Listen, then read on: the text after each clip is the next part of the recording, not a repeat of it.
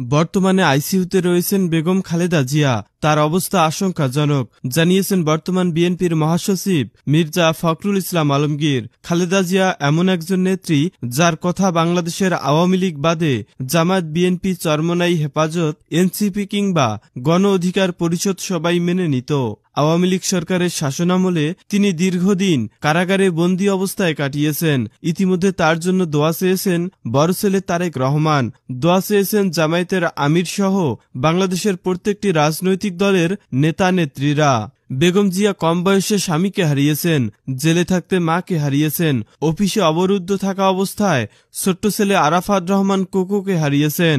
আরেক ছেলে তারেক রহমান হাজার মাইল দূরে লন্ডনে আছেন দেড় দশক ধরে। দর্শক, বেগম জিয়ার জন্য দোয়া চেয়ে পরবর্তী ভিডিও দেখার জন্য এই ভিডিওতে লাইক করে চ্যানেলটি সাবস্ক্রাইব করে রাখুন। বর্তমানে আইসিইউতে রয়েছেন বেগম খালেদা জিয়া।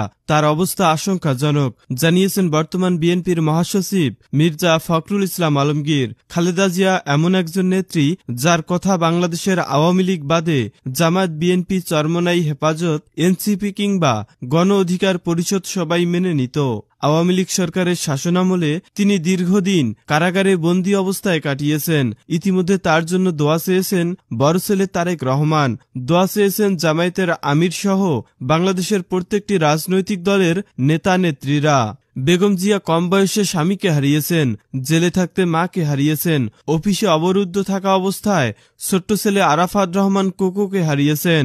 আরেক ছেলে তারেক রহমান হাজার মাইল দূরে লন্ডনে আছেন দেড় দশক ধরে। দর্শক, বেগম জিয়ার জন্য দোয়া চেয়ে পরবর্তী ভিডিও দেখার জন্য এই ভিডিওতে লাইক করে চ্যানেলটি সাবস্ক্রাইব করে রাখুন।